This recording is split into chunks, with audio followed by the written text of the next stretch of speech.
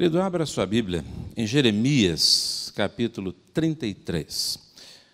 Jeremias, capítulo 33. Estamos falando sobre a série Em Tempos de Crise, Respostas de Deus. E o texto bíblico para esta manhã é o de Jeremias, capítulo 33, verso 3. E a resposta de Deus nessa manhã para as crises é: clama a mim e eu responderei.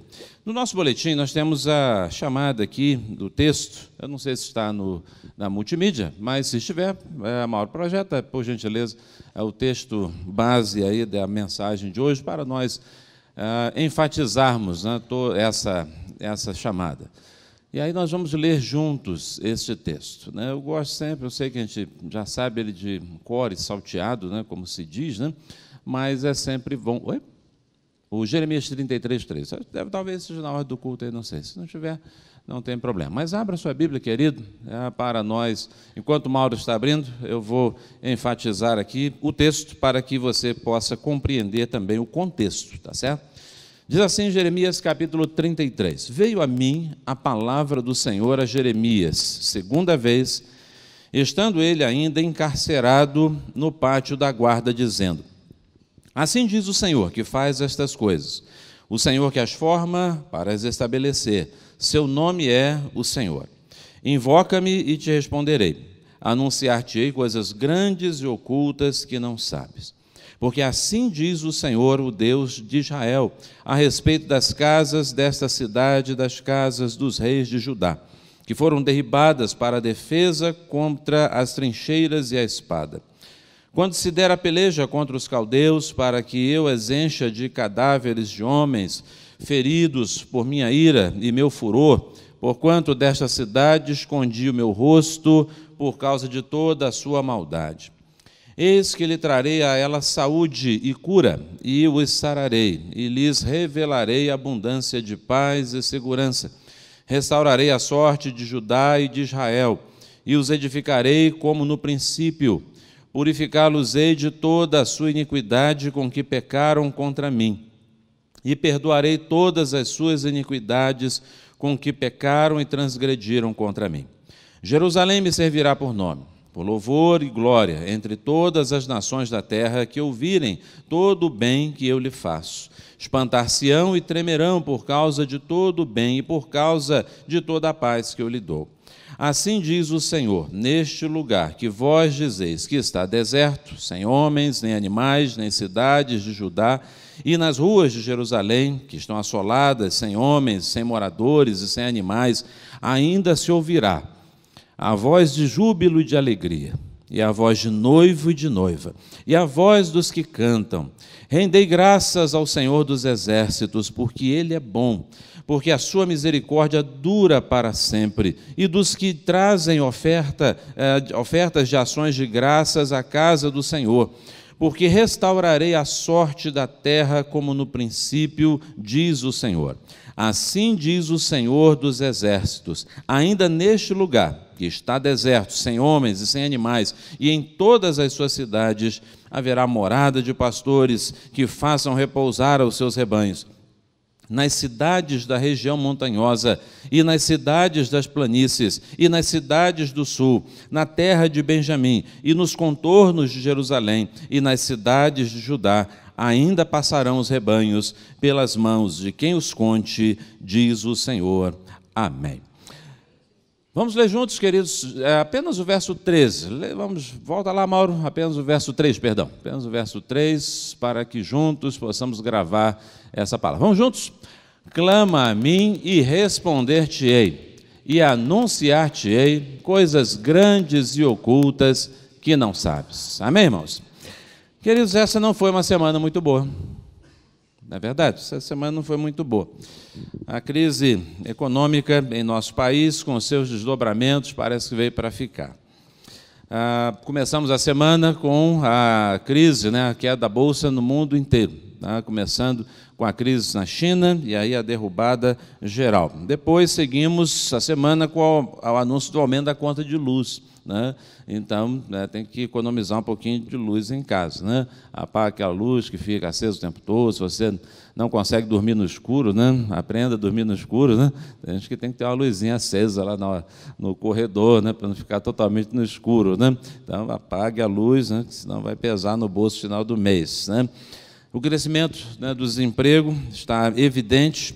A própria presidente da República, semana, admitiu que não conseguiu fazer uma avaliação precisa e que, por isso, do quadro, e que, por isso, o ano que vem, não será dos melhores, não será nada bom. É o anúncio que ela fez durante a semana. E vimos também a disparada do dólar, crescendo assustadoramente, como há muito não acontecia. E terminamos praticamente a semana com a declaração de recessão técnica, né? Que é uma maneira, né, gentil de dizer a coisa está preta, né? A coisa está ruim, né? Hoje, o jornal Correio Brasiliense de ontem, né, na sua manchete, estampava algo mais ou menos assim: Brasil em queda livre. Né? Manchete do jornal Correio Brasiliense de ontem, sábado, portanto. Queridos, a crise é tão cruel, que no noticiário da semana, não sei, alguns irmãos devem ter visto, mostrou um apelo do Papai Noel. Não sei quantos viram o apelo do Papai Noel, né? Papai Noel na televisão fazendo um apelo mundial, né? Porque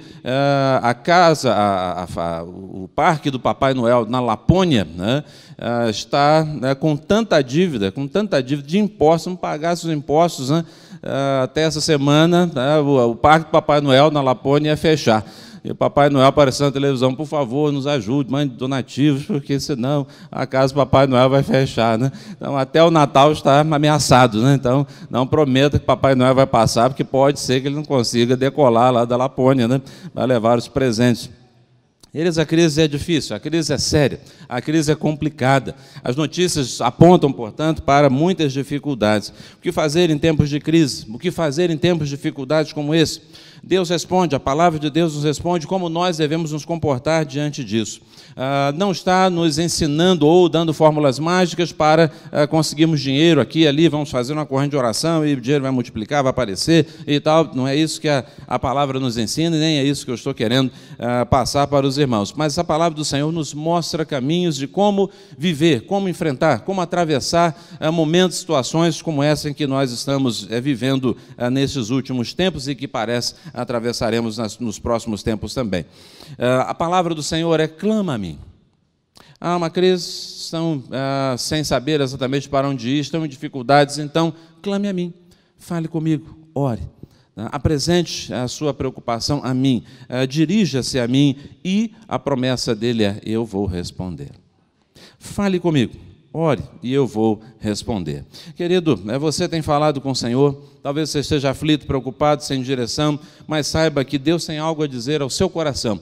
Se você clamar, Ele vai responder. Se você disser a Ele aquilo que preocupa a sua vida, Ele vai responder. Ele vai trazer uma resposta para o seu coração. E é exatamente isso que nós entendemos do texto em questão.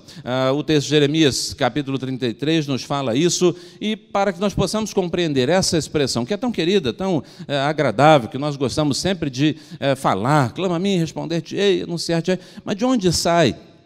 Qual é o contexto? Em que circunstâncias essa palavra foi apresentada? É preciso compreender, é preciso entender, para que a gente não venha a fazer aí afirmações indevidas. É preciso entender um pouco sobre o profeta Jeremias e o tempo em que ele viveu.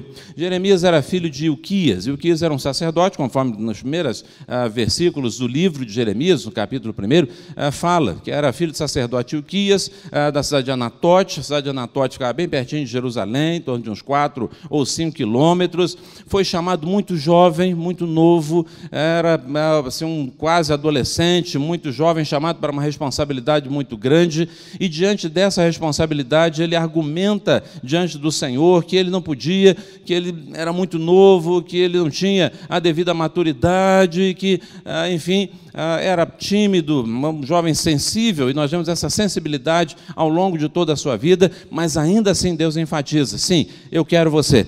Deus o chamou para um momento muito difícil. um dos profetas que profetizou, que atuou num dos momentos mais difíceis da história do povo de Deus. E ainda assim ele foi chamado, foi convocado pelo Senhor. Ele atuou, segundo a cronologia bíblica, ele atuou em torno de 70 anos depois da morte de Isaías, do profeta Isaías. E ele, ao longo de sua vida, profetizou, sua atividade profética durou aproximadamente 40 anos.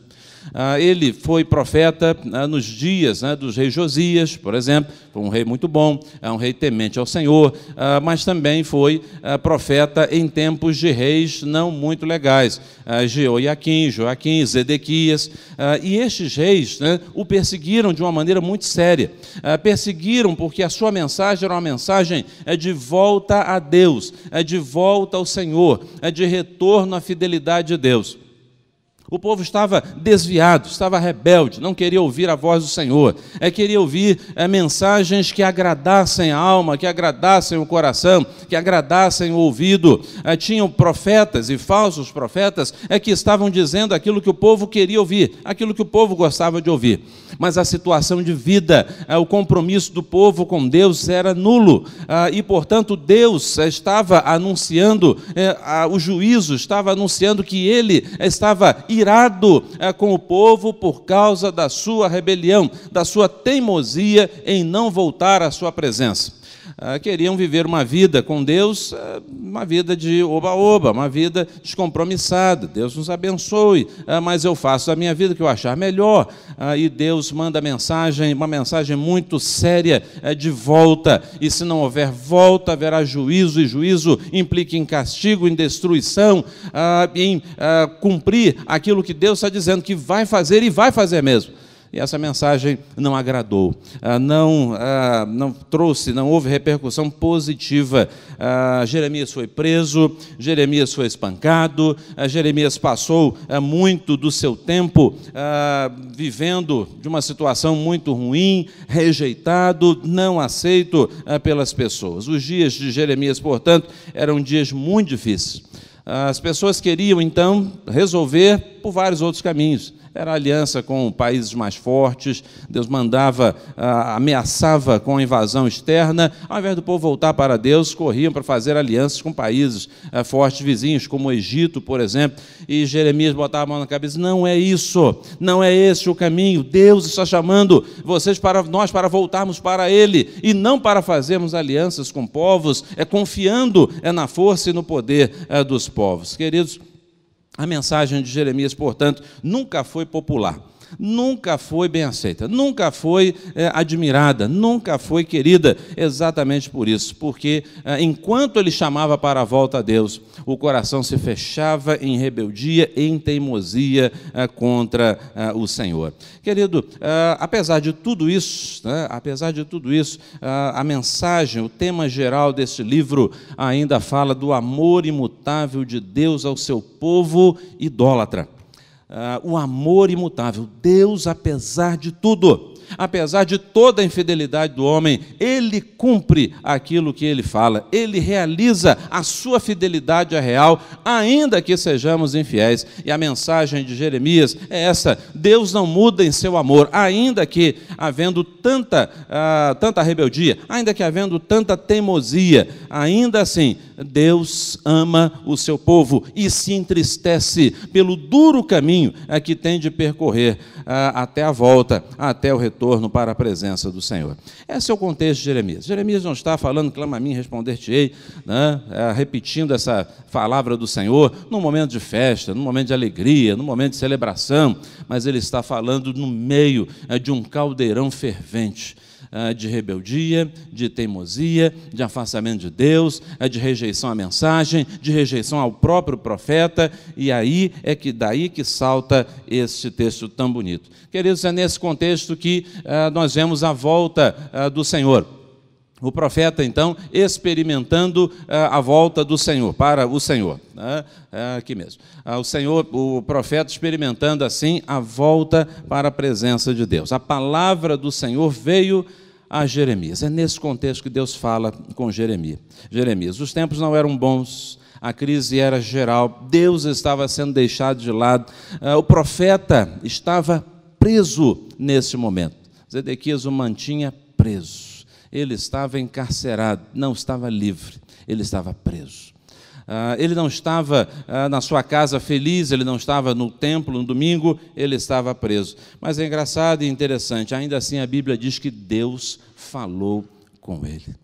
Deus falou com Jeremias. Queridos, anteriormente, em outros momentos atrás do texto, Deus já tinha falado para Jeremias, já tinha falado com Jeremias, uma mensagem pesada, uma mensagem difícil, uma mensagem dura, uma mensagem de juízo para com a nação. Mas agora Deus se volta para Jeremias e diz para ele que tem uma outra mensagem. E essa mensagem, a partir de agora, é uma mensagem de coisa boa, não, é de confirmação daquilo que eu já tinha dito, é de confirmação do juízo, mas ele diz mais, ele diz, olha, terá juízo, mas terá restauração também. Jeremias, embora preso, ele é visitado pelo Senhor, embora com a sua liberdade limitada, embora com a sua vida em risco, ele ainda assim é visitado pelo Senhor. Querido, às vezes você está na sua vida, no seu dia a dia, e se acha incomunicável, e se acha incapaz de ouvir a voz do Senhor. Você às vezes, e nós muitas vezes, nos encontramos em situações tão difíceis, e entendemos e achamos que não podemos ouvir a voz de Deus, que Deus não vai falar. Por que é que Deus não está falando comigo? Você já parou para realmente ouvir aquilo que Deus está de fato falando com você? Ou você será que está se sentindo limitado por causa da prisão, por causa das dificuldades, diante das lutas que você tem enfrentado? É interessante que no último livro da Bíblia, também no Apocalipse, nós vemos o servo de Deus João, também preso. João estava preso na ilha de Patmos, com a sua vida em risco, mas ainda assim, a palavra de Deus diz que ele foi visitado pelo próprio Senhor Jesus. Querido, não importa a prisão em que você esteja, não importa a luta que você esteja enfrentando, não importa que ao seu redor não exista mais esperança ao alcance dos seus olhos, ainda assim, Deus é capaz sim de visitá-lo, Deus é capaz sim de ir ao seu encontro. A minha casa está totalmente desestruturada. Deus quer ir à sua casa e quer falar à sua casa, a você em sua casa. Pare e escute, porque Deus está falando ao seu coração. É muito comum pessoas dizem, Deus não falou nada comigo na igreja. Não falou porque você não quis ouvir. Não falou porque você não quis ouvir. Mas Ele fala quando nós abrimos os ouvidos e esperamos aquilo que Deus tem a dizer ao nosso coração. Pare e escute, não importam as circunstâncias, Deus nos visita onde nós estivermos. Queridos, Deus também mostra com clareza que Ele é soberano e que Ele está no controle de todas as situações. Jeremias está numa prisão, mas de uma forma injusta. Ele está na prisão por simplesmente ser fiel ao Senhor. Ele está na prisão simplesmente porque ele foi fiel, porque ele falou, porque ele repetiu, porque ele anunciou aquilo que Deus mandou ele falar. Seus ouvintes não gostaram, as autoridades não gostaram, mandaram prendê-lo. Poderia estar ali triste, desanimado, mas veja o que Deus fala com ele. Deus diz assim, olha, quem está falando com você é aquele que faz, é aquele que forma, é aquele que estabelece. O que Deus está dizendo é o seguinte, eu sou todo-poderoso, e mesmo você estando nessa prisão, e mesmo a situação geral esteja totalmente desgovernada, eu ainda estou no controle, porque eu faço, eu estabeleço, eu formo todas as coisas, eu tenho todo o controle nas mãos, as coisas ainda estão sob a minha direção. Queridos, o povo no passado rejeitou a Deus, buscou falsos deuses, buscou alianças externas, buscaram saídas alternativas, mas o que o Senhor Deus diz é o seguinte, não adianta todo o esforço de vocês em fugirem para lá, fugirem para cá, em tentarem acordos, em tentar soluções, não adianta, não vai dar certo, porque o que vocês precisam é voltar para mim. E enquanto vocês não voltarem para mim, vocês podem buscar o socorro onde vocês quiserem, que nada vai funcionar. é necessário voltar para a minha presença. Todo o esforço daquele povo era inútil. Querido, em nossa vida, muitas vezes nós nos sentimos sozinhos, nos sentimos abandonados, desestimulados. Muitas vezes nós nos sentimos tão enfraquecidos e queremos buscar ajuda em várias situações. Vou buscar ajuda em outra igreja, vou me refugiar não sei aonde, eu vou falar com A, com B, com C, e esquecemos de voltar para Deus. Essa semana recebi no gabinete um filho desta igreja, afastado, longe dos caminhos do Senhor, passando lutas assim terríveis, coisas que a gente olha, não sabe nem o que dizer, não sabe nem o que falar. Num dado momento, este filho da igreja, ele começou a chorar copiosamente. E ele disse assim: eu precisava tanto que a minha avó, a minha mãe estivesse aqui. Eu precisava delas. Eu queria elas aqui. Mas elas já estão com o Senhor. Elas já estão com Deus. Elas já estão com o Senhor lá no céu. Era a tábua de salvação, né? Coisa está ruim, corro para o colo da mamãe. Mas não tem mãe. Não tem mais vó. Mas ele tem Deus. Ele pode recorrer ao Senhor. É só voltar para os caminhos do Senhor. É só voltar para a presença do Senhor. Querido, quantas vezes nós estamos nos fiando em coisas, em pessoas, em realidades ao nosso redor, em coisas palpáveis, querendo buscar ajuda, quando o caminho é voltar para o Senhor. Por outro lado, queridos, quando nós olhamos também para Jeremias poderia se sentir totalmente sozinho, abandonado, incerto naquela prisão. Mas o que Deus fala com ele é o seguinte: não importa onde você está, eu estou aqui com você também. Aquele que é soberano, aquele que é dono de todas as coisas, aquele que está no controle de tudo, também está com você na prisão. Querido irmão, querida irmã, não importa a situação, o momento, a circunstância que você esteja vivendo, não importa que você esteja se sentindo sozinho ou, de fato, esteja sozinho, o Deus que tem todo o controle está com você. O Deus que está com todo o controle nas mãos, Ele pode e quer visitar você nessa prisão, nesta situação em que você se encontra, em que você está. Mas é exatamente nessa circunstância que Jeremias recebe um chamado à oração. Clama a mim, Jeremias. Está com o coração apertado? Você está preso, está com incerteza, está se sentindo inseguro, incerto? Então, fale comigo, clame a mim, porque eu tenho algo a dizer ao seu coração. Queridos, nesse contexto é que surge essa expressão que nós gostamos tanto. É um convite para a oração, é um convite para ouvir o que Deus tem a dizer, é um convite para receber a orientação do Senhor nas horas difíceis. Você tem clamado ao Senhor, você tem falado com o Senhor, você tem buscado a presença do Senhor no meio das dificuldades. Essas coisas grandes e ocultas, ou grandes e firmes, podem ser compreendidas também como coisas inacessíveis, coisas que não estão ao nosso alcance, a menos que Deus mesmo as revele, a menos que Deus mesmo fale ao nosso coração. Queridos, uma questão que mexe muito sempre conosco é com relação à vontade de Deus. E é por isso que estamos tratando nas quartas-feiras sobre essa temática, sobre essa questão, a questão da vontade de Deus. Também os PGs já trataram dessa questão, sobre a vontade de Deus, como, e uma coisa que é fundamental entender, a vontade de Deus não está escondida, Deus não brinca de esconde conosco, que temos de descobrir, temos que virar de cambalhota, fazer isso, aquilo, para que Deus possamos descobrir, achei finalmente aquilo que Deus escondeu. Não, a vontade de Deus é muito clara. Tudo aquilo que precisamos saber para dirigir a nossa vida está na palavra de Deus. E tudo aquilo que precisamos para o nosso dia a dia está nos decretos de Deus.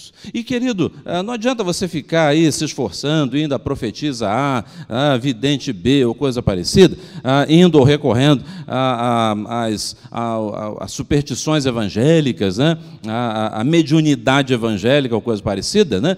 Que tem muito por aí, lamentavelmente. Não adianta você ficar correndo, né, por aí para buscar responder profecias e não sei o quê. Querido, o que Deus quer que você faça está aqui na palavra. No tocante à direção da sua vida, de modo global, Ele vai mostrar para você, gradativamente.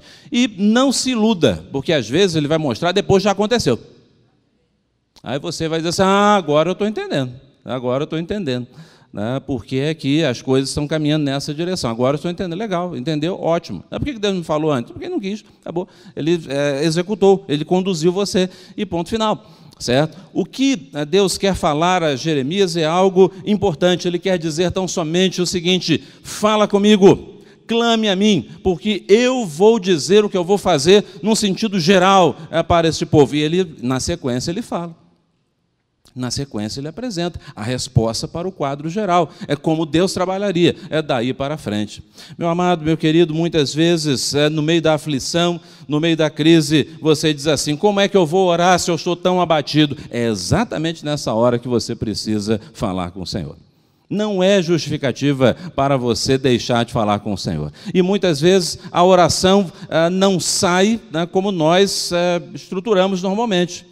Mas ela sai do nosso espírito, sai dos nossos sentimentos, sai das nossas lágrimas, sai do nosso abatimento, mas ali prostrado diante do Senhor, ali presente diante do Senhor. Senhor, eu não consigo nem dizer o que eu quero, nem dizer a minha oração, mas ali eu estou na presença de Deus. Agora tocar a vida, estou muito abatido, estou muito preocupado, estou muito aflito, não tem nem jeito de orar. Anderson, ore por mim, porque eu nem orar estou conseguindo. Isso é um mau sinal, isso é um problema.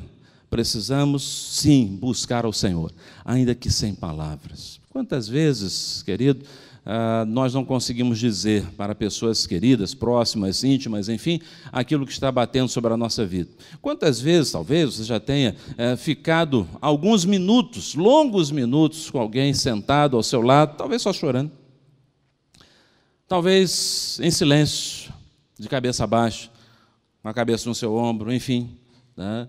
Ela não consegue falar, mas ela está ali com você, ela está dizendo, não precisa dizer, você está vendo o que está acontecendo e sentindo, assim também com o Senhor. Clama a mim e eu vou responder. E o que Deus respondeu para Jeremias foi: Jeremias, você está numa situação ruim, a coisa está feia para você, e está feia em todo lado, mas eu estou no controle de tudo. Eu estou na direção de tudo, eu estou na direção do hoje e do amanhã também. E é isso que ele começa a falar ao coração de Jeremias a partir daí. Deus fala e reforça que haveria castigo, mas haveria também restauração. A mensagem é dura. A destruição realmente estava próxima. Aquilo que Jeremias estava vendo era uma realidade, não era ilusão de ótica, não era um pessimismo, não era um realismo exagerado, era a verdade dos fatos. A invasão estava próxima, a destruição estava bem perto, e Deus diz: vai acontecer mesmo, eu não vou aliviar coisa nenhuma, não. A terra vai ser invadida, os caldeus virão, eles vão realmente destruir tudo, e tudo isso é consequência do pecado, tudo isso é consequência do afastamento de mim, tudo isso é consequência da rebeldia, da teimosia em buscar outros deuses, em desobedecer as minhas ordens, em deixar a minha palavra de lado, em não fazer e não caminhar da maneira como eu tenho orientado. Eles não vão ser poupados, é a palavra do Senhor. Mas, queridos, não é apenas uma manifestação de raiva, não é apenas uma manifestação de ira, não é apenas vingança da parte de Deus. É um momento em que o Senhor usa para corrigir o povo, para corrigir o seu povo. E a correção, querido, traz perdão, a correção traz cura, a correção traz restauração. E muitas vezes, especialmente, o homem vem caminhando nos seus erros por muito tempo, nós caminhamos nas nossas dificuldades, achamos que devemos fazer as coisas erradas e que não devemos ser corrigidos. Não devemos ser corrigidos. E mais intensamente em nossa sociedade hoje é essa visão: eu faço o que eu quero, mas não venha me corrigir. Não aceito correção. Mas Deus diz para o seu povo, diz o seguinte: vai ter correção sim. Vai ter correção, porque é através da correção que pode haver arrependimento, perdão, cura e, portanto, restauração, e é isso que o Senhor faz com o seu povo. Ele manda, sim, a destruição, Ele manda, sim, o cativeiro, Ele manda, sim, o castigo, para que haja, então, o despertamento, e no despertamento haja, portanto, arrependimento, haja perdão, haja cura e haja restauração também. Nas nossas mensagens sobre o Apocalipse, talvez você lembre que em vários momentos Deus vai permitir que haja muitas tragédias, muitas dificuldades, muitas situações difíceis, por mera maldade de Deus? Não. O propósito de Deus é acordar. Acorde, desperte, volte para mim. Querido, quantas vezes as situações difíceis têm chegado à sua vida? Você tem voltado para o Senhor, você tem acordado, ou você tem teimado nas coisas erradas, tem teimado em andar longe do Senhor, tem teimado em não se quebrantar, em não se arrepender diante do Senhor. Lamentavelmente, em Apocalipse, a gente percebe, a gente vê que Deus mandava a correção, mas o povo mais ainda ficava longe dele. Querido, não seja essa a atitude, não seja este o caminho seguido por você. Querido, o que o Senhor procura mostrar para o seu povo é o seguinte: vai vir sim, vai vir a correção, vai vir o castigo sim. Não tem uma mensagem boa para você e nem tampouco para o povo. A mensagem é a confirmação de que o castigo virá, de que o cativeiro virá, por uma razão muito simples, porque há maldade no coração, porque há teimosia e o povo não se volta para o Senhor. Mas o que Deus mostra para Jeremias é: você clamou, então eu estou dizendo, vai sim, a mensagem está confirmada, mas eu estou no controle, eu estou dirigindo, nada está fora da minha condução. E aí, queridos, mais adiante, nós vemos que Deus então amplia a sua mensagem e ele então traz paz ao coração do profeta Jeremias, mesmo na prisão, mesmo sem esperanças, mesmo sem saber o que aconteceria, mesmo sem saber as respostas que talvez qualquer um de nós, e o próprio Jeremias, gostaria de saber naquele momento: quantos dias mais eu vou ficar aqui nessa prisão? Não são essas as perguntas que a gente normalmente faz para Deus, né? A gente quer detalhes, né? Quantos dias mais eu vou ficar nessa prisão? Eu vou sobreviver? Né? Depois, quando eu sair daqui, eu vou para onde? Né? E na semana que vem vai acontecer o quê? Nós queremos que Deus, né, como se mostrasse para nós um filme, né, o filme da nossa vida, né, o filme do que vai acontecer conosco, em detalhes, né, para que a gente possa, então, se prevenir. Você já viu aqueles filmes? Tem filmes de suspense, por exemplo, aqueles filmes de suspense bem legais, né, que você fica com o coração quase que na boca, né? Cada cena ali você quase morre, né?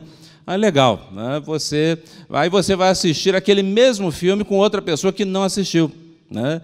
E aí, às vezes, tem aquelas pessoas inconvenientes, né, que ficam do lado, você, não vai acontecer nada, não, pode ficar tranquilo, você já começa a ficar zangado, né, porque ele começou a contar o filme, né, começou a contar e vai cortando, né, ali as emoções. Bem, para você que já viu o filme, beleza, eu já sei o que vai acontecer, já sei que fulano vai morrer, que fulano não vai morrer, que isso vai acontecer, que no fim vai dar tudo certo e tal, ótimo.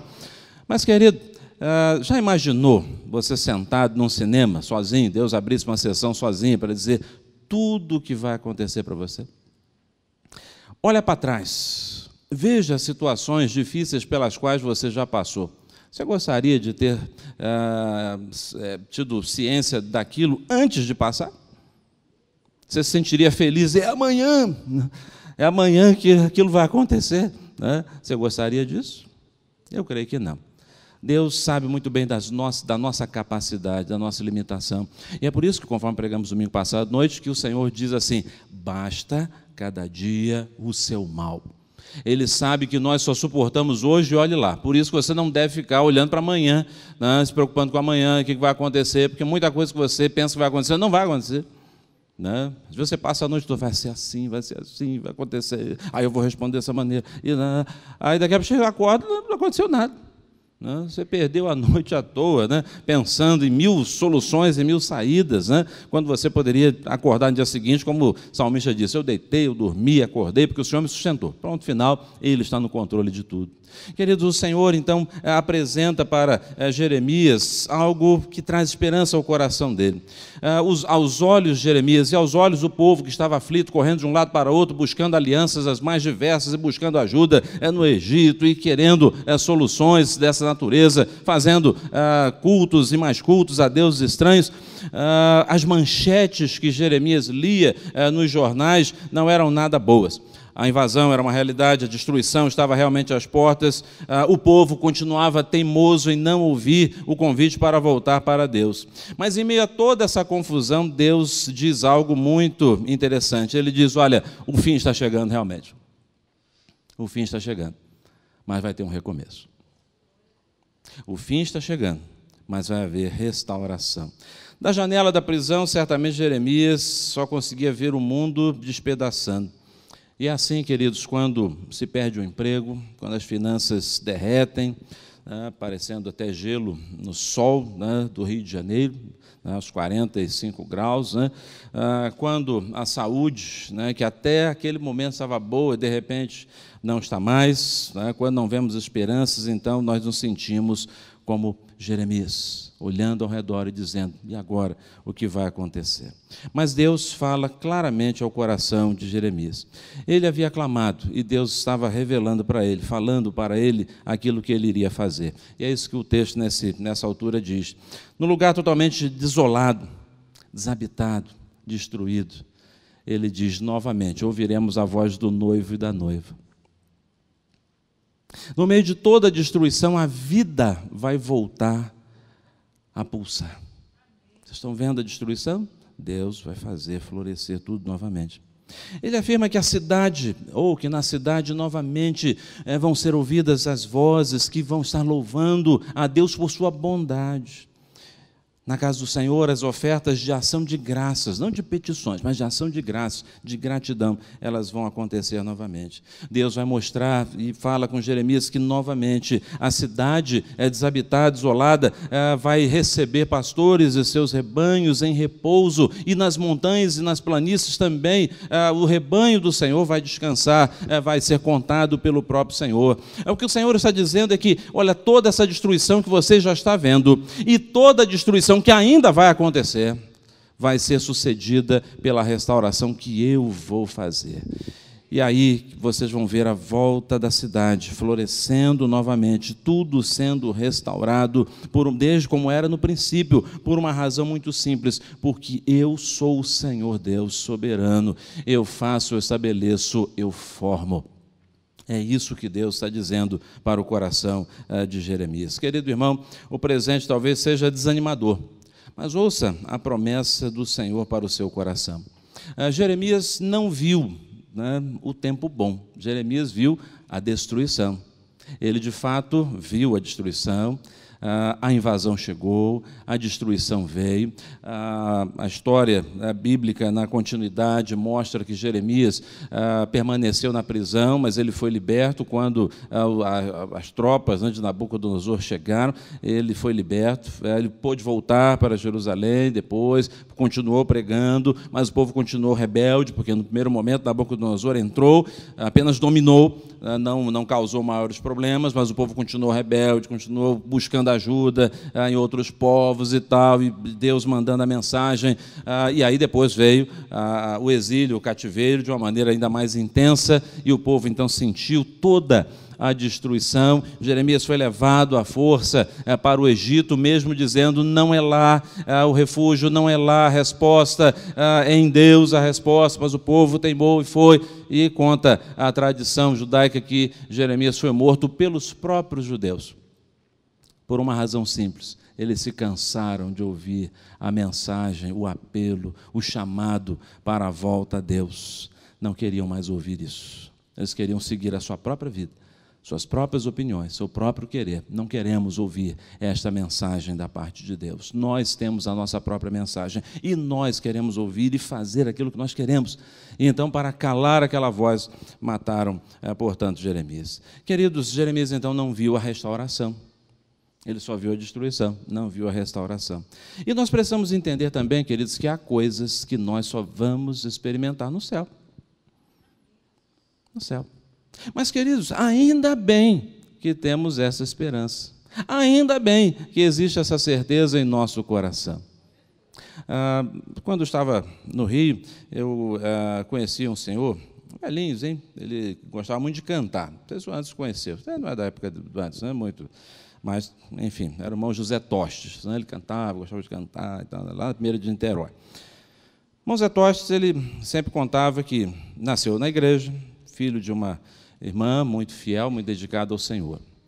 Na sua juventude, adolescência e juventude, afastou-se da igreja, foi se afastando, foi para o mundo, cantar na noite, né, nas madrugadas cariocas, aquela coisa toda e tal. Né, e a mãe orando. Chegava em casa, a mãe estava de joelhos, orando, clamando, pedindo.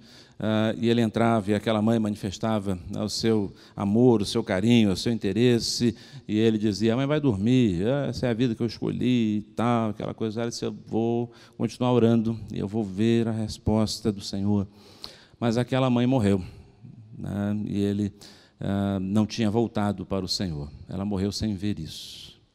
Mas depois ele se converteu mesmo, depois ele voltou à presença do Senhor. E ele, de vez em quando, dizia isso, já idoso, bem idoso, não sei nem se está vivo ainda, mas à época já devia ter uns seus 70 anos, e ele dizia assim: ainda bem que minha mãe orou por mim, e ainda bem que quando eu chegar no céu, ela vai ter uma surpresa, uma boa surpresa, porque ela vai ver que as orações dela não foram perdidas. Queridos, há coisas que nós só vamos ver no céu. E não adianta, né, ficar aí batendo o pé, determinando, dizendo, pulando, gritando. Não vai ser para agora. Mas há uma promessa grandiosa da parte de Deus que diz: eu estou no controle de todas as coisas. Não importa o que aconteça, não importam as circunstâncias, não importa o que esteja acontecendo ao redor, não importa que a sua vida hoje esteja passando por lutas e tribulações, não importa, eu estou no controle. Sua vida está em minhas mãos, sua vida está entregue aos meus cuidados, então eu estou no controle. Nada sairá dos trilhos, eu continuo dirigindo tudo, dirigindo todas as coisas. Antônio Neves de Mesquita, que é um dos comentaristas, né, do Velho Testamento, professor durante longas décadas, né, no Seminário do Sul, ele escreveu assim: a cidade de Jerusalém foi assolada, mas os reinos que assim o fizeram desapareceram. Mas onde está Nínive ou Babilônia? Jerusalém foi destruída e reconstruída nos dias de Esdras e Neemias, cumprimento da profecia. Foi novamente assolada pelo Império Romano. E onde ele está? Por séculos foi palco de disputas e destruições, mas no meio do século XX os judeus voltaram para o Estado de Israel, gente de toda parte voltou.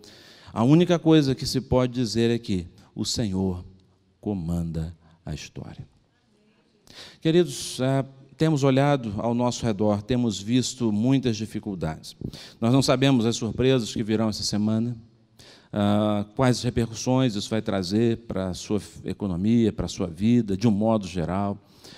Temos acompanhado alguns irmãos aflitos, preocupados, temos acompanhado pessoas, visto situações difíceis na televisão, tanta coisa acontecendo, não é isso? É em decorrência das instabilidades que temos enfrentado. Mas, queridos, independente disso, nós temos uma certeza: se a nossa fé estiver depositada no Senhor, podemos clamar a Deus, continuar clamando ao Senhor, e Ele continuará falando ao nosso coração. E Ele trará o consolo, e Ele trará a certeza de que Ele continua no controle de tudo e de todas as coisas. Querido, em momentos em que a nossa própria vida pessoal não vai bem, em que enfrentamos lutas, tribulações e adversidades, nós precisamos continuar ouvindo o convite do Senhor. Clame a mim. Não fique só olhando as dificuldades, não fique apenas se lamentando, não fique apenas chorando, não fique apenas de cabeça baixa, não fique deitado na cama, coberto até a cabeça, com medo de sair. Não fique debaixo da cama, fale comigo, porque eu quero responder ao seu coração.